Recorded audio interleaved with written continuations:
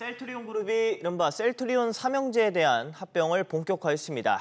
셀트리온과 셀트리온 헬스케어를 연내 합병하고 이후 셀트리온 제약과 합친다는 구상입니다.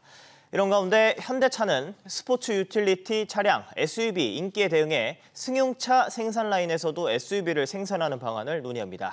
이 내용 정윤영 기자와 짚어보겠습니다. 셀트리온이 단계적 합병 계획을 발표했죠. 네, 이 첫 단계로 셀트리온이 셀트리온 헬스케어를 흡수 합병하는데요. 합병 기일은 12월 28일로 정해서 연말까지 마무리한다는 계획입니다. 합병은 셀트리온 헬스케어 주주들에게 셀트리온 신주를 발행하는 방식으로 진행되는데요. 합병 셀트리온의 주식 상장은 내년 1월 12일 이루어집니다. 이후 통합 셀트리온은 6개월 안에 셀트리온 제약과 합치게 됩니다. 이번 합병으로 셀트리온의 바이오 의약품 개발 생산과 셀트리온 헬스케어의 판매 기능이 합쳐지는데요.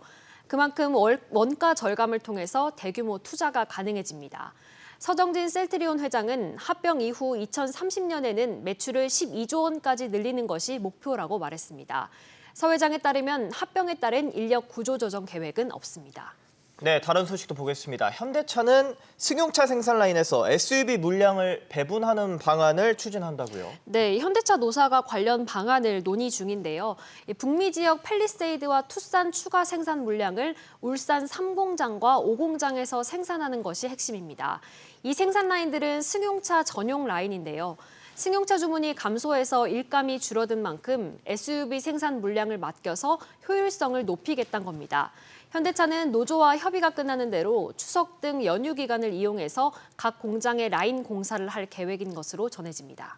알겠습니다. 금융당국은 시장 상황을 보면서 공매도 재개를 검토한다는 입장을 내놨죠. 네, 김소영 금융위원회 부위원장은 어제 기자간담회에서 공매도 재개 시점에 대한 질문에 하반기까지 공매도 제재 기조는 이어진다며 중장기적으로 시장 상황을 보면서 재개를 판단하겠다고 말했습니다. 주가 조작 같은 자본시장 불공정 거래 대책에 대해선 부당이득의 최대 2배를 환수하는 과징금 산정 방식을 법제화하면 나아질 것으로 예상한다고 설명했습니다. 초전도체 등 테마주 과도 쏠림 현상에 대해선 관련 공시를 강화하고 시장 교란 행위가 있었는지 엄정히 단속하겠다는 방침입니다. 윤석열 대통령은 한미일 정상회의차 참석차 출국했죠. 네, 어제 오후에 윤 대통령이 미국 방문길에 올랐는데요. 윤 대통령은 현지 시간 18일 미국 대통령의 공식 휴양지인 캠프 데이비드로 이동해 조 바이든 미국 대통령과 정상회담을 하고요. 이어 한미일 정상회의를 가진 뒤 기시다 후미오 일본 총리와 한일 정상회담이 이어집니다. 삼국 정상은 한미일 협력에 대한 공동 비전과 기본 원칙, 북한의 핵미사일 위협에 대응하기 위한 협력 방안 등을 논의할 것으로 보이는데요.